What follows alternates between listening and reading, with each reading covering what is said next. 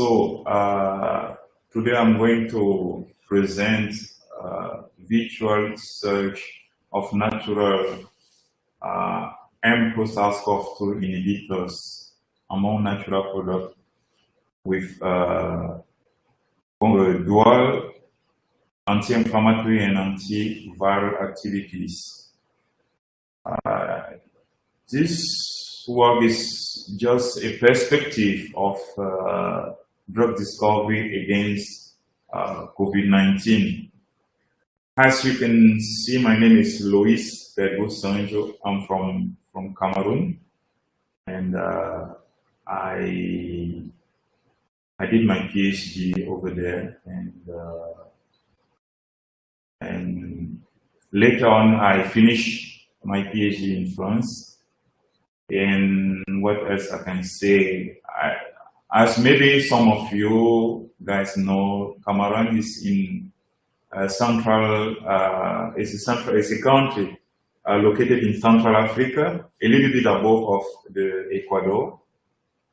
And so I was in Brazil in 2011 for a project, and then I visit Florianopolis and other cities, and later on I got an invitation as a visiting professor at WUFSC, and from there, from 2014, I decided to install myself in Brazil. So I was recruited here at WUFSC as a permanent professor.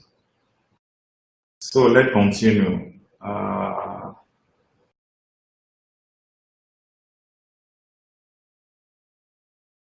COVID-19 is a new disease caused by a virus called SARS-CoV-2, which put the entire planet in the pandemic. So the outbreak was announced in December 2019, which led to social isolation and distancing. And with the use of masks in the entire planet. So the evolution of the diseases was characterized by massive transmission and infection, emergency care unit overcrowded, and international lockdown. So you have a lot of healthcare system which was out of control because they received a large number of patients, and you also have a kind of prohibition to travel by airplane from a country to another. So because of this, there was a kind of evolution to respond, let's say, to fight these diseases. And this response was typically from the scientific communities. But the first idea, beside the prophylaxis, the first idea was drug repurposing. So this possibility did not work. It failed. And as you may know, there are many drugs which were trying to combat SARS-CoV-2, such as chloroquine, hydroxychloroquine, azithromycin, remdesivir, lovinavir, ritonavir. But none of these drugs was able to increase the survival of some patients. So after some meta-analysis, there were no change between the patient using this drug and the patient which are not using this drug. So this possibility failed. And the second one was let's say a race to develop vaccine, which I will say is quite successful because some countries such as the United States you have some states there which are not they are not using any more masks, and neither using social distancing and isolation. And you have a bunch of vaccines which were developed, such as CoronaVac, and the Pfizer vaccine, the AstraZeneca vaccine, the Moderna vaccine, and so on.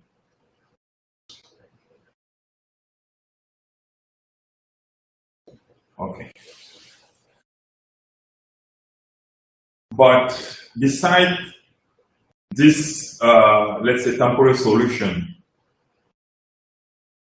we can notice that some of the countries, let's say the tropical countries, which are not really rich countries, are still out of control. The social distancing is not working.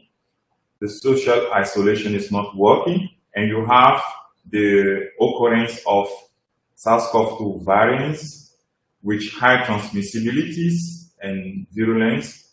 And the consequence of all this, let's say, situation is the collapse of the healthcare system in various countries, the increase of the death rate, the economical and social impacts, and the emerging of eradicated diseases. As, for example, in Brazil, if I remember, there were many neglected diseases under control, such as tuberculosis and multi-drug resistance infection diseases. But now, with the social lockdown, there is no possibility to communicate between, let's say, the consortium responsible for this control with the population which are affected. You can see the case in Manaus, where people which are really far from the city, they have some diseases such as leishmaniasis, Chagas diseases, or malaria. And the control of all this, chikungunya, all dengue, the control of all these diseases is not possible anymore. And then you have many co-infection occurring, and this has a great consequence with the increase of the let's say victim. And based on all this observation, this is just a unique case of Brazil. But if you can think about India, you can think about some African countries, the situation is, let's say, nearly the same. Although you also have some political responsibility, but we will forget about it because it's not relevant. And then, based on this observation, there is a huge demand, not only for prophylactic solutions, but also for corrective solutions. I will not, let's say, I will not start the main work without raising the symptoms. Some of the some observations which were made was the symptoms goes from fever, cough, shortness of breath, and dyspnea to severe acute respiratory syndromes. And the symptom grade is different from individual to another. You have some infected individual which are asymptomatic, and other present severe pneumonia and SARS and organs failure, even death. And moreover, blood analysis of hospitalized COVID-19 patients revealed that there is a state of out of control level of numerous inflammatory mediators, which means in their blood there were many chemicals which are let's say a consequences which induce inflammation. And besides this, there was also observed a dysfunction of the immune response in patients with comorbidity or those facing severe symptoms and hyperinflammation response. So, based on all these symptoms, we noticed that before before COVID-19, there was also diseases, I think 10 years ago or more than 10 years ago, which similar symptoms. It wasn't that, let's say, lethal like now, and it was only in Asia and in the Middle East. So our hypothesis, and this disease was caused by MERS and SARS-CoV, and then our hypothesis is what can we, let's say, what can we use from SARS-CoV, or what can we learn from SARS-CoV that are important to develop something to fight SARS-CoV-2. So the first thing is, a study show that, a molecular biological studies show that SARS-CoV-2 and SARS-CoV has 96% of similarity on their cysteine protease. And so the sequence was analyzed, and they found out that you have 96% of similarity. And about concerning papain-like protease, both viruses presented 86.5% of resemblances. So they are quite a good starting point from this study. And then morphologically, both viruses have a single-stranded RNA protected by an envelope formed by a membrane, which bears spike proteins. So this is a second similarity.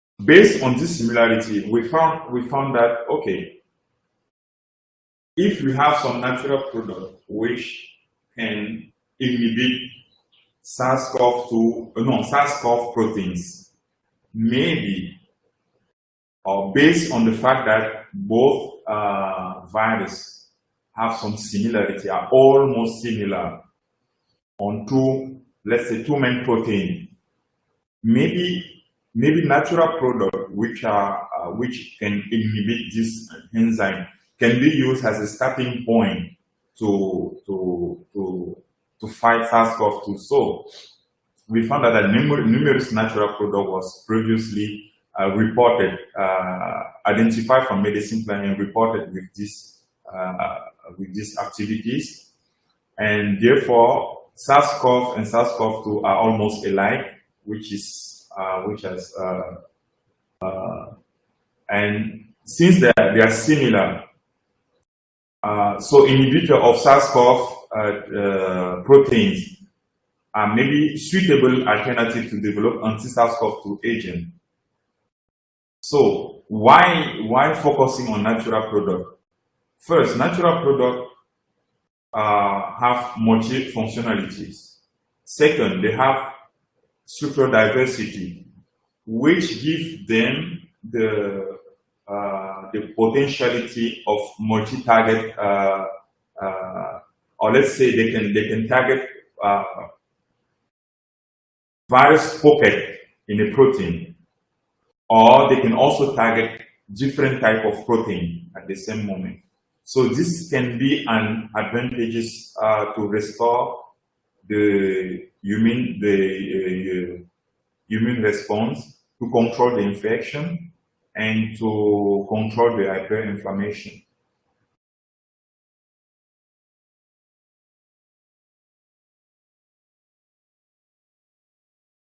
So based on this, we did a literature search. The first thing was, we found in the literature natural product which were tested on SARS-CoV-2 proteins, and among them 79 plant metabolite was able to inhibit at least one protein of SARS-CoV, and they also have some anti-inflammatory properties.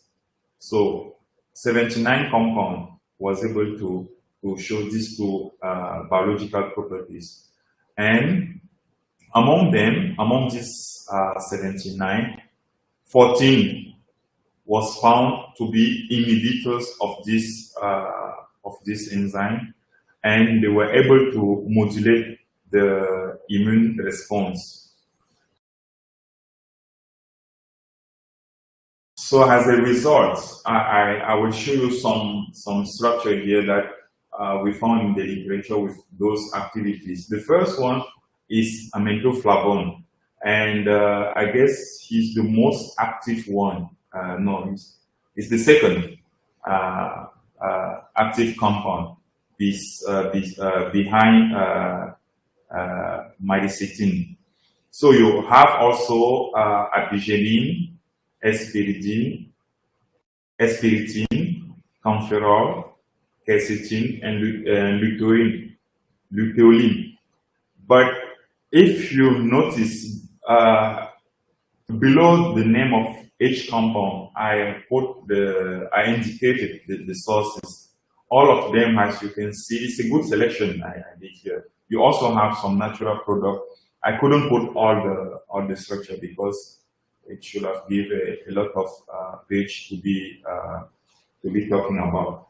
But I just selected the most interesting in the way that they are from edible plants. You can see that amintoflavone is from pistache, apigenin is from celery, epiritin is from citrus fruits, lemon, orange, and so on.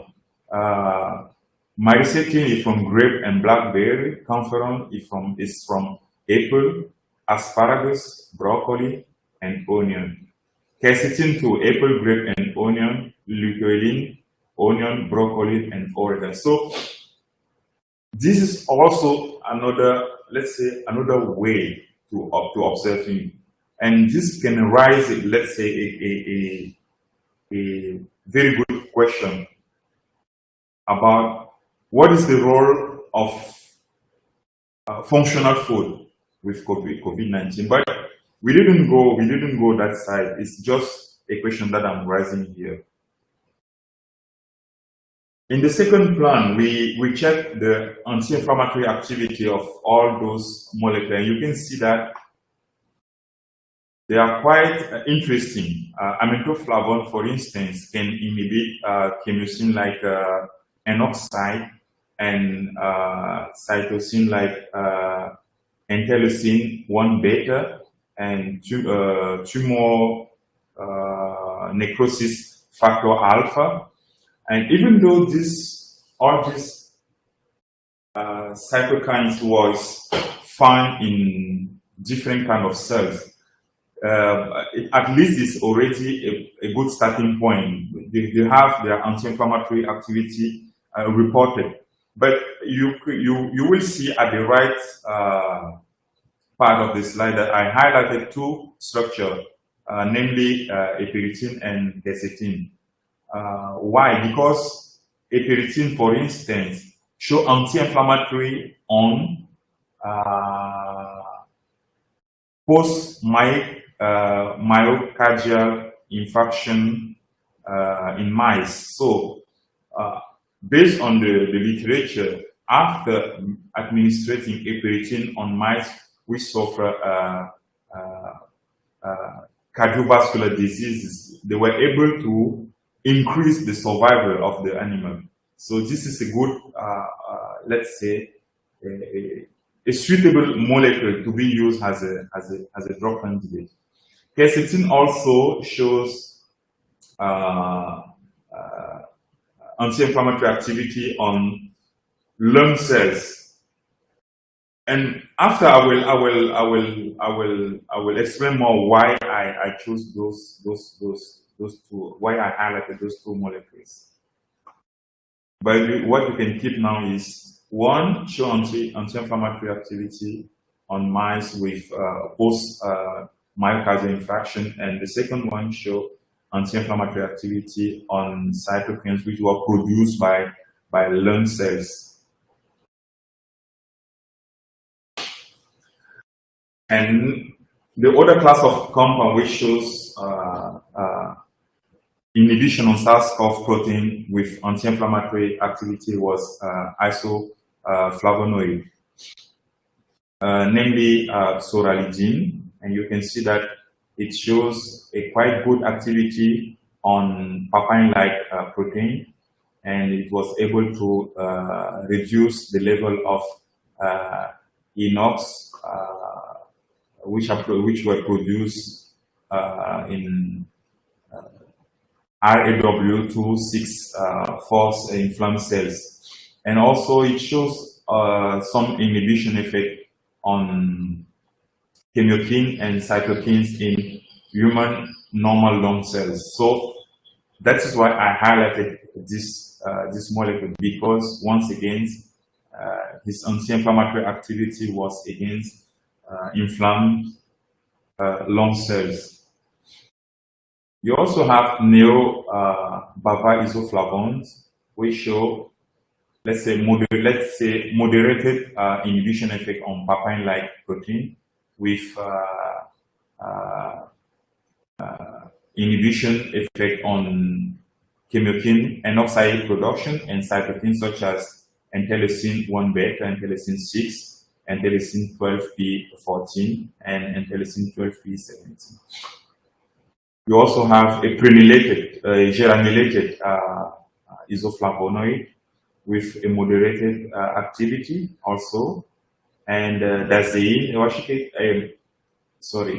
Dasein is isoflavonoid found in I think it's soja, but his activity was quite weak, even though he shows anti-inflammatory activities. Another group of compounds which were explored was diterpenes, and namely cryptophencinone, inoquiol, furogenol, abiotic acid, and dihydrotencinone. And as you can see, they show quite good and weak activity respectively against PL-Pro and 3CL-Pro. And the inoquiol show activity only, it was tested, what we found is only on the 3-cysteine protease. And the furogenol was only also against 3-cysteine-like protease, as well as abiotic acid.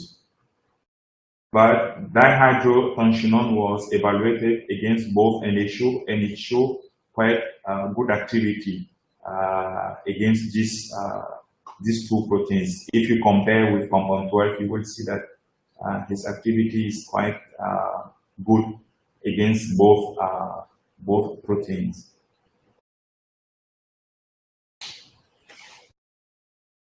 We also find some diaryl ethanoids with good inhibition effect against 3CL-Pro and PL-Pro of SARS-CoV. And besides,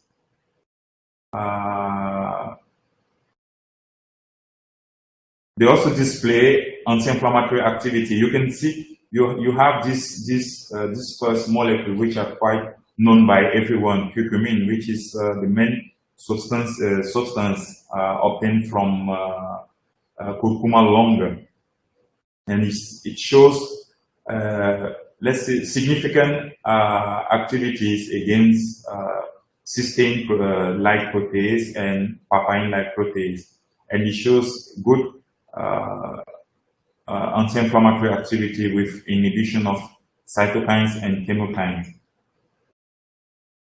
His, let's say, his congener, namely ilsutenone, also show activity against these two proteins, as well as the reduced, well, it's not the reduced form of curcumin because it's quite different. You don't have the methoxy function, but ilsutenanol, it shows good activity against PL-Pro and it was weakly active against CL-Pro. But it also showed a bunch of anti-inflammatory activity and inhibition of cytokines and chemokines. And the last one was oregonine, with good activity against papain-like protein and weak activity against cysteine-like protease. If you compare all these four structures, what happens is you will notice that those which has alpha beta unsaturated ketone show activity, good activity against 3CL-Pro. But once you started losing the alpha beta unsaturated moiety, there was a decrease of the activity against cysteine-like proteins. And the PL-Pro is, this is a point of view, for me, it seems like it is more related to the phenolic function, because all of them show quite a good activity against the PL-Pro. So, and you can see that all of them have this phenolic moieties. So this is the first thing I was able to observe as a structure activity relationship.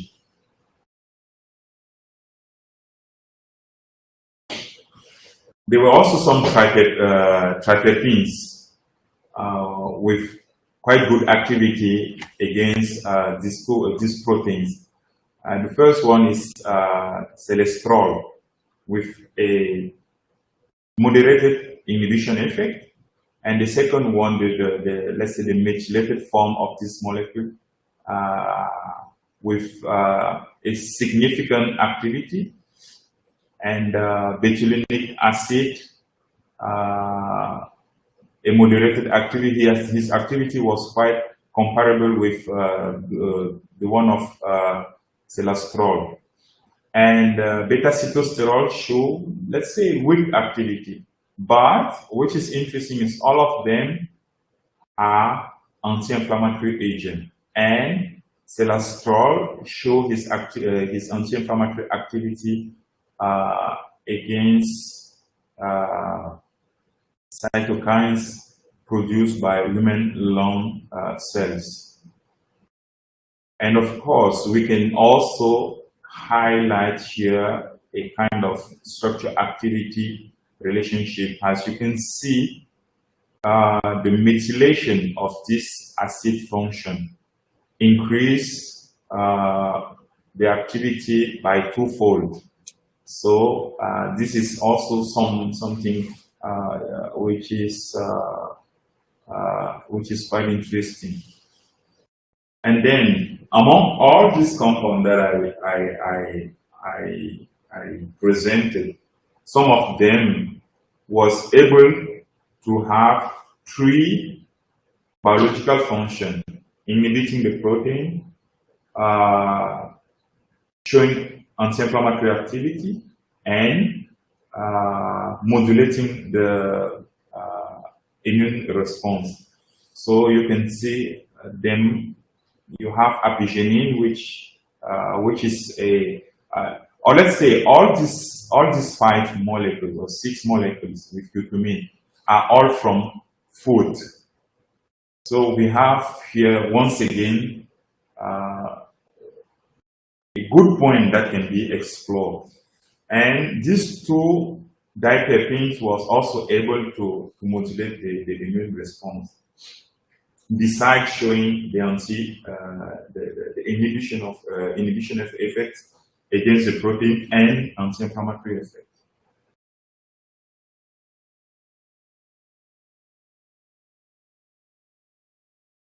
After collecting all this data from the literature, we decided to run some in silico tests.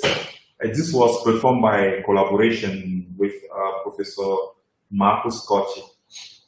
So all this 79 compound was submitted to in silico study and using different consensus docking analysis, different model. And both the target which was used here was PL-Pro and 3CL-Pro of SARS-CoV-2. So we used all these molecules which were found in the literature with inhibitory effects against, let's say, cysteine containing protein from SARS-CoV. We use them to build our in silico model. And after the whole study and interpretation of data, we found that amintoflavone was the, let's say, the leader of the group. It was the compound with the highest score as a drug leader. And here I can show you some picture with the amintoflavone in the pocket of a cysteine-like protease. And you can see that here we have some interaction with cysteine. Later on, I will perform a discussion to indicate why maybe we have this kind of interaction. So it fits very well in this pocket with cysteine near to these two aromatic systems. And so, why this model can be efficient? We also check in the literature the relationship between all these inflammatory mediators with COVID-19, and we found out that TNF alpha, IL-1 beta, which are interleucin, and tumor necrosis factor alpha, where all pro-inflammatory mediator found in multiple cells of patients suffering from COVID-19. This is the first thing. So, if amintoflavone, apigenin, and epiritin can inhibit all these cytokines, maybe it's a good starting point to explore drugs against COVID-19, because they are able to inhibit the main protein and other cysteine containing protein. They are able to reduce the inflammation, and so I guess this is a good. And in silico study shows that amintoflavone is a heat compound, so this is quite interesting. And then another literature search shows that clinical report shows that the part of hospitalization case of COVID-19 have a respiratory problem with the possibility to undergo progressive and severe cardiovascular damage. As you remember, I highlighted those structures when I showed on some slide before. I highlighted them because they were able to reduce the inflammation in cells related to lung and heart. So this molecule also can be used for drug discovery or as a functional food. And I guess maybe we will have some response.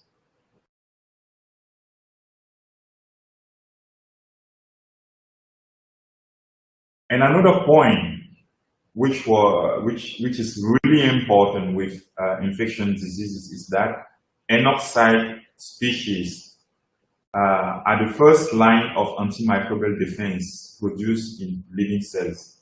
But once we have infection, what happens is the cell will produce N-oxide and has a chemokine. And this N-oxide has some function. The first function is antimicrobial because it stops the microbial replication.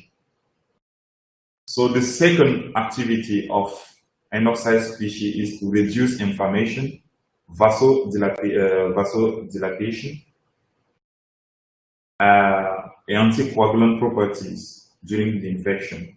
But there is a problem. If enoxide species are overproduced, what happens is they will cause damage such as circulatory failure, septic shock, tissue damage, inflammation, and cytotoxic reaction. So there is a good point here. If we found a natural product that can inhibit or mitigate enoxide production, this could be really relevant to to alleviate the overexpression of this chemokine.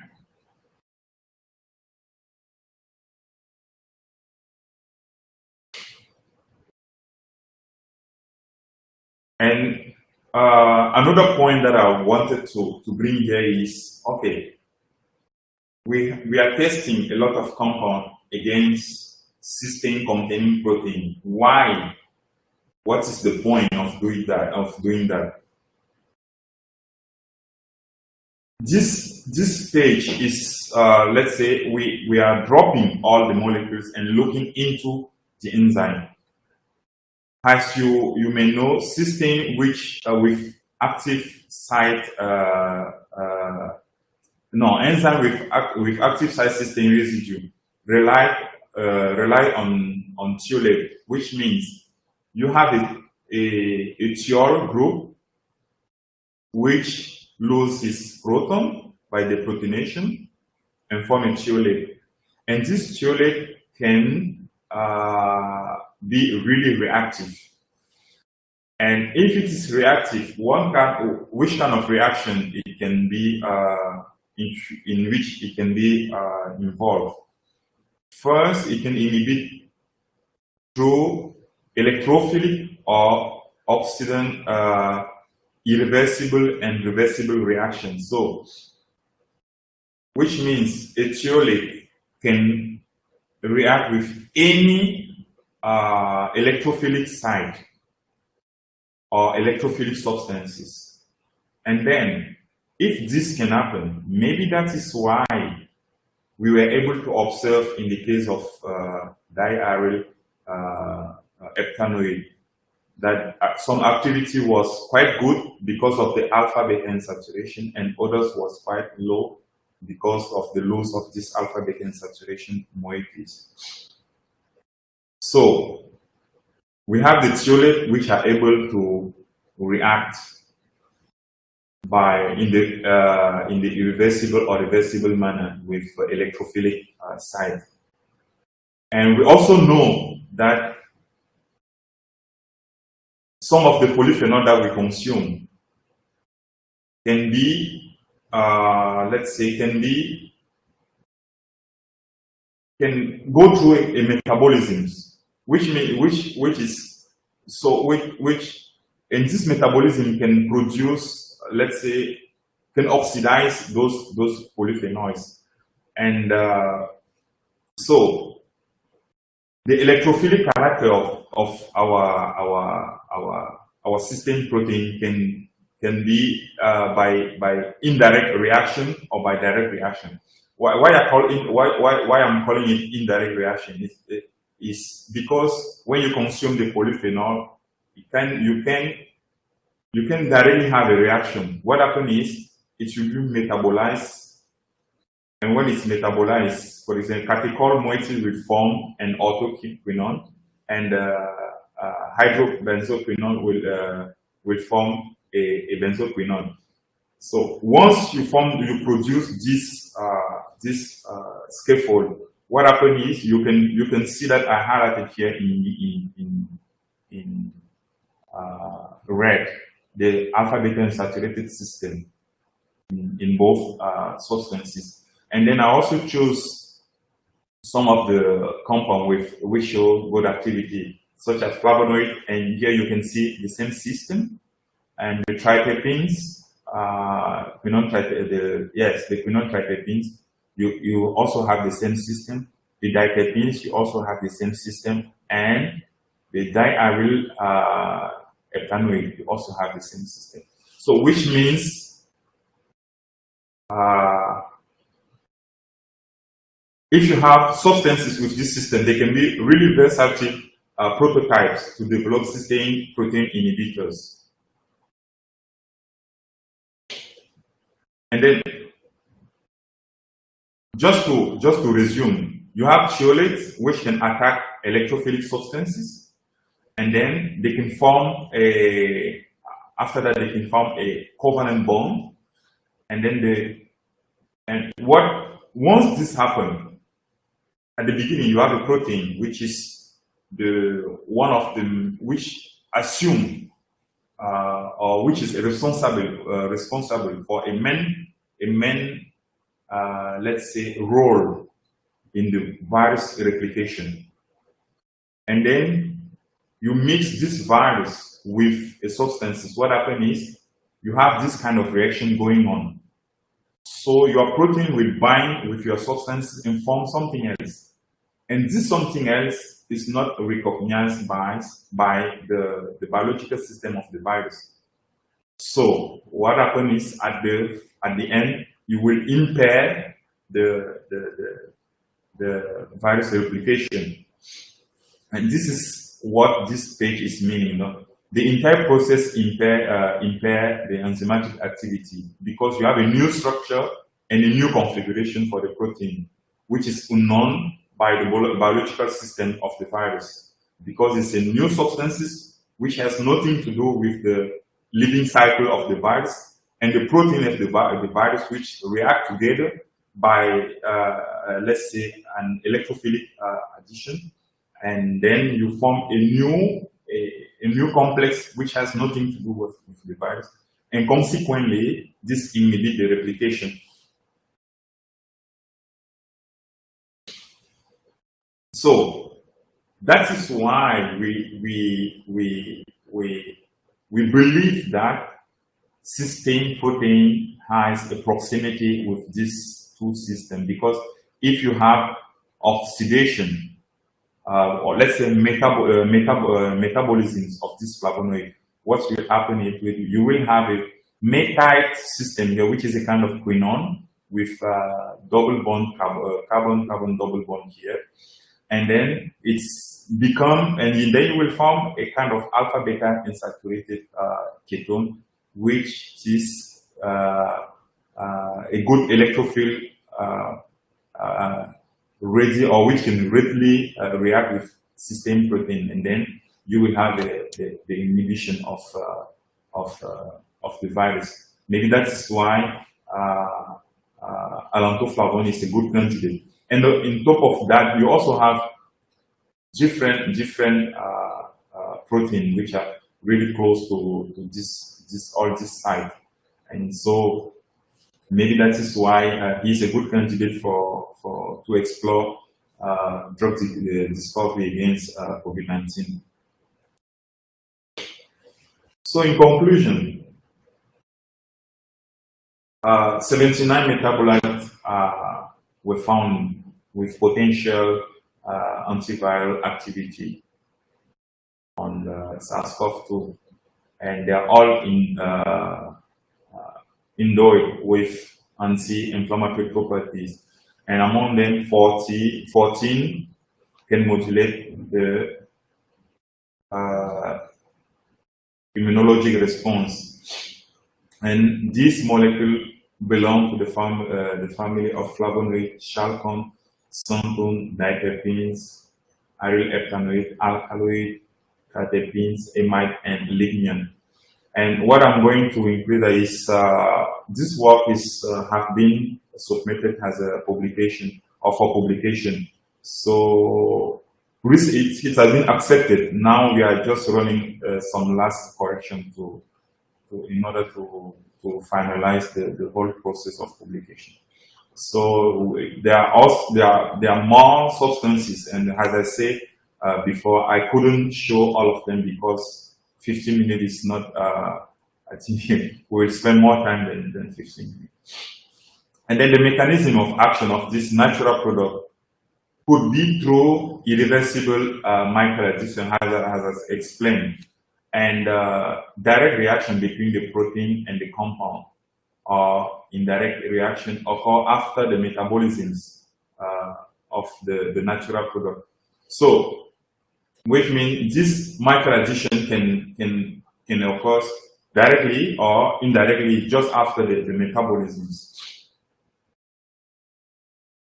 So I cannot finish without thanking my colleague, without sending them some acknowledgement to Professor Braga, because he was part of this work too, and Professor Francisco and Professor Matos, which he was responsible for the in silico test, and we also thank CAPES because they give us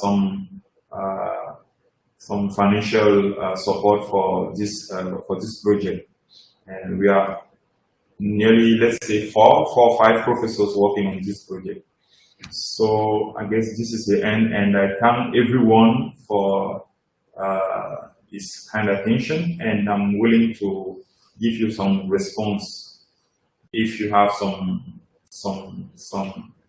let's say, if you have some questions. Thank you, everyone. There is a first question here from Thais. Thank you, Thais, for your participation.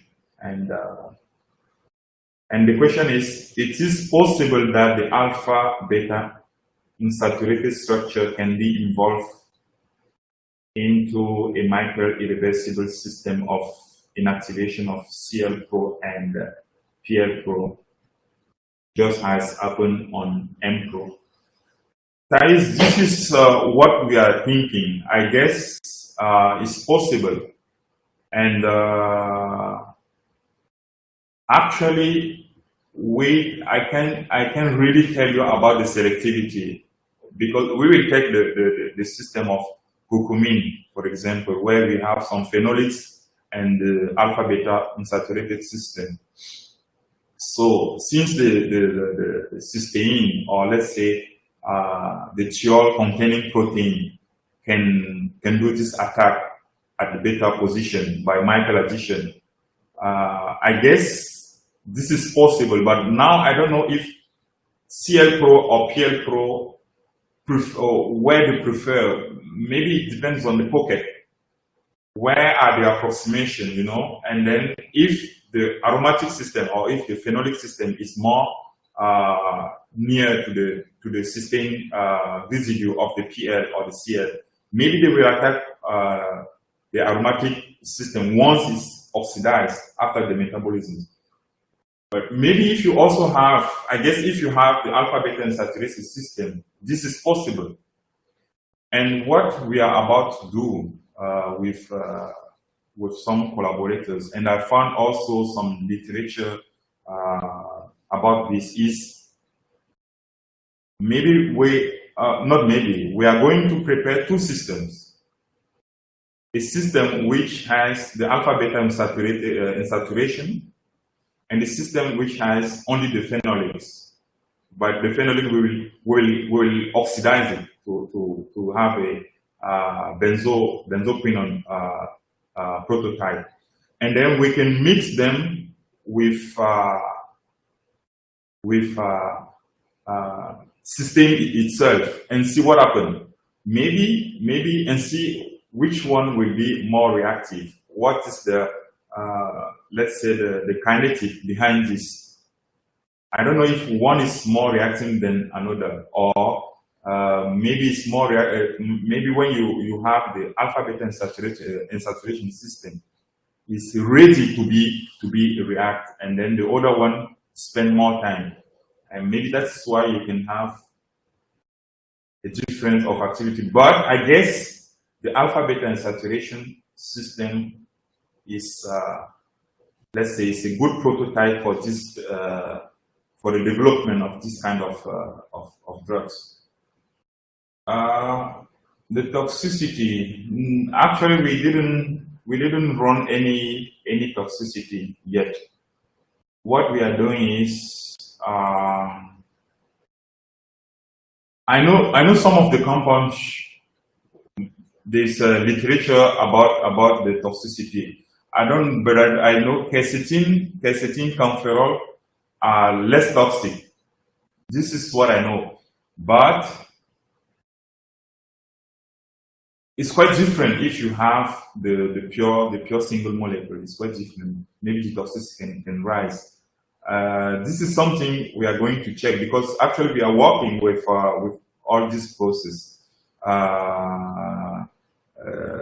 The main thing we are trying to do is isolate the compound, run some toxicity tests, and then try to modulate the compound and see what can be improved. But I guess this will be at the end. But I have no data about the whole toxicity.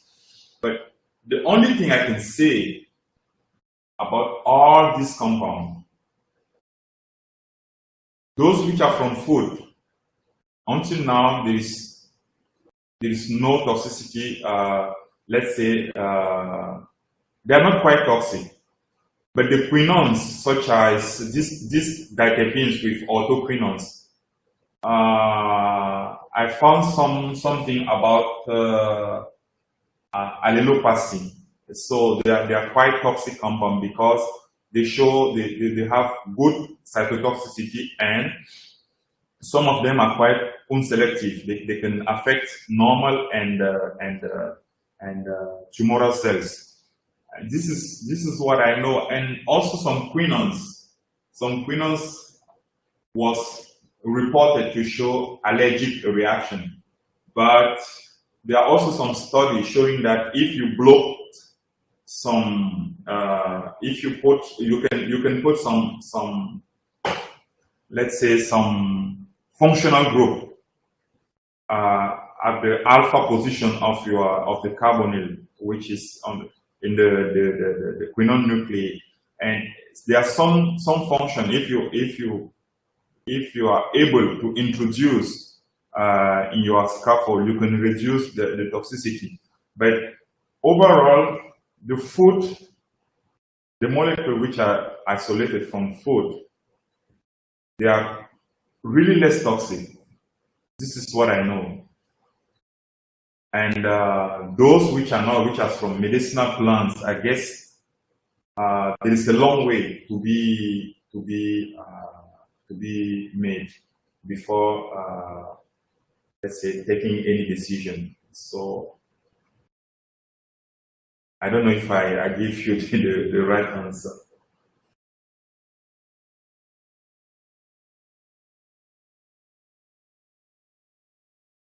Another thing that I can show, I found epirichin. Epirichin itself has a supplement, if I remember well. Epirichin itself has a supplement, diazein too. Because I guess if they sell it as a supplement, it's because the toxicity is not, even though they can recommend to consume not more than, let's say, not more than 1 pill per day. But I guess it's not, they are not really toxic. Obrigado, Caroline, pelo convite e tudo. Foi um prazer. É a primeira vez que eu estou apresentando assim, mas parece aula. É bem interessante fazer isso, e agradeço muito pela experiência, porque é uma boa experiência para mim.